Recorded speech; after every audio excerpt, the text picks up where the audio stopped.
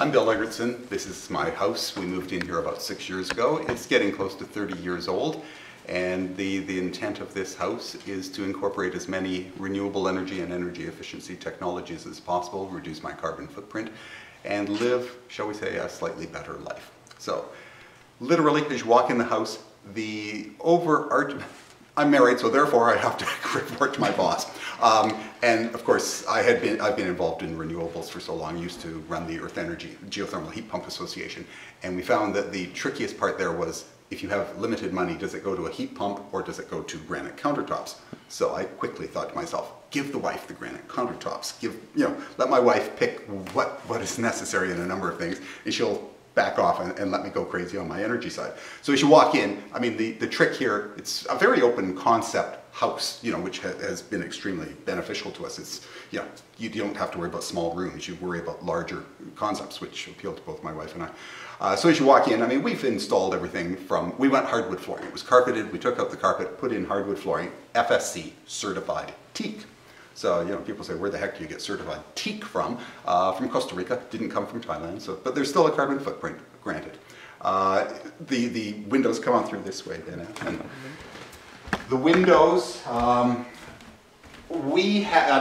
is south facing, due south. It's literally funny, you can tell by the pillars, use it as a sundial. I know exactly what time it is simply by looking at where the sun is on the floor. I don't need the clocks. The windows we have enlarged because the beautiful thing, the final, and I'll backtrack on a little bit of this, but we've done a number of things in phases as we get money. The final phase that we did last fall, I guess it was, all the windows on the south side were replaced with triple glazed, double low E, krypton gas filled windows. As in, we've got more insulative value in that glass than most people's house walls. It's absolutely wonderful. Beautiful things, we used to have solar blinds because, of course, with this much south-facing, with your standard double pane glass, you had to shield yourself from both the heat to create a cooling load, as well as the fading. These windows transmit no fading factor for the furniture. It's absolutely secure. It cuts back a little bit of the heat gain in winter, but totally stops heat gain in summer. So I mean, I think we have run last year, we ran the cooling a total of 4 days, for a couple of hours during the time. This year we haven't put it on yet, despite the heat wave, so we haven't hit August. But again, with these new windows, we did the thermal gun effect the whole bit, and we measured how much heat comes in through that glass, and basically nothing comes in. So you can stand next to that heat right now, you won't feel it, even though the sun is quite strong. So, you just keep walking through. We threw in a couple of nice little things, but a nice piece of granite that my wife wanted to put into a bathroom countertop, and I said, no, we've got a huge wall, it becomes the wall covering. Oh, very cool. And my brother is a geologist, retired geologist. He came in, he looked at that, he knew where it was from, he gave us the whole story from the Orinoco Valley and how, what each of these stones are from the, not effluent, alluvial flow through the rivers, stuff like that, blah, blah, blah. And he was able to identify almost all the rocks in there. So I just happen to think it's gorgeous, so that's what I was doing there. No, that's very nice. Nothing abnormal in here. Again, the windows, everything on the east side is the old-fashioned double pane window. So, we punched in increased for instance, this used to be her study. So smallish windows, that was a wall. And we said, whoa, east side, you want sun. The first thing we did when we came here was bust it through. In order to increase the size, because it's double wall insulation, the walls are extremely thick. So I had them taper it a little bit so that, it made the window seem even larger. We got into the later phases and it was getting to become a real pain in the butt, and we didn't want to angle those windows because then you'd have no room. So, oh yeah, granite countertop, here it comes. Oh, there they are. This is the nice one. This is what kept my wife quiet, shall we say. So it works extremely well in that operation. We moved a couple of the rooms around. The former owner, we are on the Jock River on two sides. It's the final phase of the river where there's rapids. So, I mean, it's a beautiful section of river, especially at this time of year. By August, it's sort of dried up. But they, for some reason, didn't like the water. So they never positioned any windows facing the river. And we thought, this is crazy, So we increased the size of some windows, a lot of them we dramatically expanded this. We're installing 12-volt lighting throughout a lot of the places. Anything that is sort of a light that you want to leave on for a long period of time. So I'm putting in, what's the draw on that? I think so. It's running 12-volt from my battery bank, and I think in total 5 and 5. It could be 10 and 10 watts, as in I can leave it running all night, and it's free. You know, and it lights up the whole kitchen. Yeah, these are LEDs. So I bought these LEDs off eBay. They're 3 watts each, so what's that, 15 watt lights, you know, so I'm cutting back on electricity. But the electrical, the 12 volts right now, you can see, I've got a small battery there, just simply so I can touch it. We don't go to bed that late, so we're looking for really dark time so that I can put the light through there. It's an LED strip behind, so that we can say whether we like it or not. We tend to fall asleep before it gets really dark, so we haven't had a chance to say yeah or no, and so that's why the lights are all sort of messed up. But as soon as I know that that's what we want, that's the light strip I want, and I can put the stupid glass blocks back in permanently, you know, then I'd run a feed up from the basement, literally, you know, just punch holes up, run through 2 wires. What's that gauge? I mean, it's virtually, you know, very small gauge, and standard geothermal. Because I used to run the association, I designed it. It had to be installed by a professional, you know, thank goodness, because I would never trust myself. But, you know, the whole loop bed outside is there. It's probably slightly oversized. I paid the extra, God, I forget how much money to put in the 15K plenum backup. I know how, and you're not supposed to use setback thermostats on a geothermal. Obviously, I know how to use a setback on a geothermal, so I do. I've never used the plenum heater. Okay. It just doesn't happen. And I monitor watt hours, you know, bin data. I'm totally on this one, so it's terrible. Very embarrassing. But I know exactly, and I can go to my Hydro Ottawa site, and I can see, you know, at about 3 o'clock in the morning, this thing kicks on, heats up in winter, heats up the house, and at 6:59, stops. And the thermal load, the heat load stays in the house. The setback thermostat, you should be using them. They're the ones that allow you to shut back down off the heat when you're not at home, because you don't need heat when you're not at home, but it knows that if you're back at 5 o'clock, it kicks on at 3 o'clock, so that it brings the heat. You know, if you're on natural gas heating, that's easy. The furnace kicks in at 3 o'clock, runs till 5 o'clock, you come home, it's nice and toasty warm. Geothermal, because they have a very different operating system. Capacity. Yeah, I mean, if the average person tried to set their thermostat low and kick it in at 3 o'clock to give themselves 2 hours to get home, it would basically shut down the unit, because you can't transfer that much heat from the ground into the property in order, you know, without causing it to crash. So what in the geothermal industry, we used to say, yeah, don't bother to set back. It's one of the major marketing advantages of a geothermal is most people keep it at a fairly steady rate, because it's cheaper in the long run to do that than it is to monkey around and to use the plenum. As I say, because I know how to tweak these things, I can actually make the setback kick in, and it sort of kicks in little bits at a time, so that I'm not overriding the loop bed to pull out more heat than what can be provided. It'd be like putting 100 pounds of fresh beef into your freezer every morning. Yeah, yeah, like exactly. The freezer doesn't have the capacity, so it'll run for 2 days to. Yeah. Okay. So it's just the pump has a lower capacity. Yeah. So a sump pump in there runs off batteries, which are charged by the solar panels outside, and soon the new wind turbines that go up. Still monkeying around with my battery system here. So the issue is, pardon me, you know, I'm still running just standard 12 volts. The 6 volts that the previous owner had, they fried ages ago. And I'm still doing some testing, so I use the timer that for about an hour at night, at 6 cents a kilowatt hour, I'm making sure that the batteries are all charged. So it's sort of playing with that game. Are these gel or? No, they're standard 12 volt card. Okay. Yeah. I want to go to the AGMs because they are higher discharge capacity. This is my next stage, is to literally get a battery bank so that I can, I'm still playing, making sure that I know what I'm doing and not screwing up the world, so that when I do make the switch, I put in the proper batteries with the proper switcher, the proper inverters and stuff like that. Got an inverter. that will run, but it only is wired for, it's wired to the sump, but I've taken it off the sump because I'm running the battery for the sump. So, because it's cheaper to run a 12 volt sump than it is a 110 electric sump.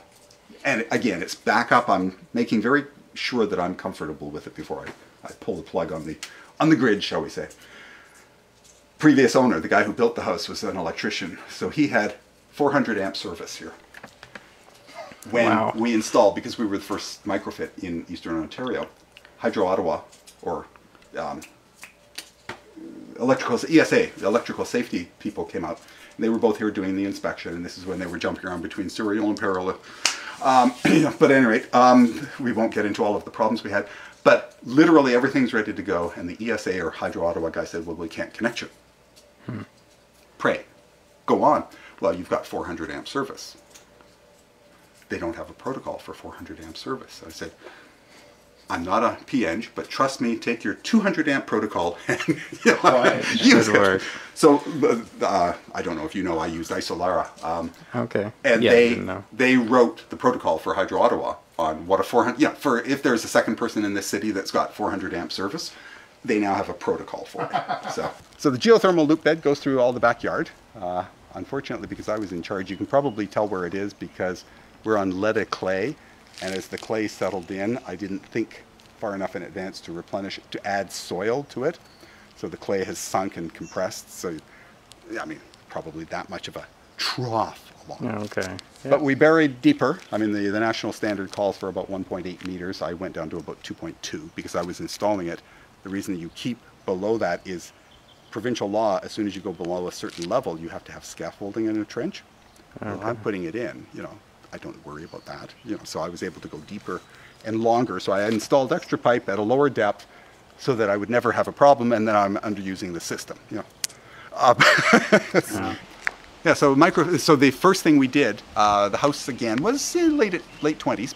So as it's going on, I'm thinking, whoa, what about the shingles? And I don't know if you talked to your clients about this, but of course the issue is as soon as you put the panels on, if it's on asphalt. When do you need to replace them? Yeah. I don't dislike you, but I don't want to pay you to come back, remove my panels, allow me to re-asphalt. So we went to a metal roof, which of course increases the efficiency of the panels as well by marginal. But I mean, the cooler the panel, the greater the efficiency. It's not a black asphalt. Yeah, exactly. So I mean, it's an Energy Star rated roof, and yeah, it's extra cost. Chinga. It was not cheap, but it'll last a lot longer too, right? Forever. Yeah. I mean, it's a lifetime guarantee. And then of course, last winter I bought one of the coils that you use to wrap around your eaves trough to keep the snow from damming. And I had to throw it across there because that sticky snow we had at Christmas shut down my system for about a week. Oh no. Okay, it wasn't melting, and solar is beautiful. As soon as you get a little bit of sun, the excitation of the silicon makes the heat, and therefore everything slides off. It wasn't going because no sun was getting through to the panels to warm them up. Okay. So I had to buy the heating coil, threw it up there. I now have to go up and sort of do it properly so that it's ready for the next winter. But again, I just plugged it in for a couple of hours, and then it made the V where the cord was. And eventually it would slide, and then, develop the system where it would then heat up a bit more. So there are my little panels there. I had a lot. We replaced the deck a year ago. Had them hanging from the deck. Now I've just put them up there. Again, they feed into the battery system downstairs through a controller. But yeah, so I mean, as much as possible, I'm trying to switch to the 12 volt. Just why not? Even though electricity at 6 cents a kilowatt hour is not that expensive, but hell, if I can get it for free. Okay. I've got the microfit inverter system up there. The micro inverters from Enphase, thank you. So it feeds out in 220 volt directly to the grid. Okay. And that feeds through a controller into my battery storage downstairs. And the wind turbines will feed into it. So that is totally, completely standalone. It's got nothing to do with microfit. The two shall never cross. So that's a bidirectional meter. Yes. So I'm just trying to... It's called bidirectional, although it never goes backwards, because it's literally 2 meters, one coming in, one going out, but they call it bidirectional. So yeah, it's... But if someone were to apply for net metering, is that a different meter they would get then? Yes. Yeah, the one wind turbine there, it's dysfunctional right now. It's going into a dummy load, but I'm putting another one up, a better one. That's an eBay special, with an Amtech nacelle. So, I mean, it was just, again, designed to charge a battery in the shed just so that I could run lights so that I knew what I was doing. Because, so yeah, the next wind turbine is going up against this corner of the house because I've checked the wind regime. It's prevailing westerly, so as it comes in and it gets streamlined a little bit in between the forest here and the house, I figure a 33 feet, so 11 meter tower there with my 600 watt. I've got the hole in the wall there, which they've now painted over, but I can still get the wires back in through the wall directly down into my battery system. Wind is a beautiful hybrid to solar because wind blows more at night. You know, as solar tends to be really sucky at night. So wind is great. Yeah. The higher you are, the better. Yeah. I mean, it's Okay. directly correlated with height. So for stability, I'd use the house, which you're not supposed to do because the vibration then can could vibrate, technically yeah. hit the house. I'd put a dampener, buffer type thing. You know, it's just prevailing from that way. Yeah, we've got a lot of trees, so I'm not about to start chopping trees. You know. We tried to not actually keep the accurate financial records because there's always, you know, you would sit back at some stage and say, oh my God. And a lot of that is justified that if we needed the new roof, was the new metal roof part of the renovation or was it a replacement roof? Again, some of the stuff we needed in the kitchen. If you buy an Energy Star fridge, if you need a new fridge, is that part of the renovation or do you just charge the premium for the Energy Star? So you get into cost accounting games. But to be blunt, I mean, we knew it was going to be pricey. We knew there were costs here that most average homeowners wouldn't do. Geothermal, again, it was a lot of money. We don't save money till year 8. You know, so we have to pay off the cost of the installation. Same thing with the microfit. We have to pay for those panels. Later on in the contract, we will actually make money. Right now, we're not making any money because we're paying off the loan that we took out to do that. So, I mean, that's part of the fundamental problem with finance. But, I mean, when people say how much did it cost, we say that the additional premium to go from double pane glass to triple pane with the Krypton gas, you know, if you add in the premium, because we did get the basic cost, I wanted to know how much more I was paying.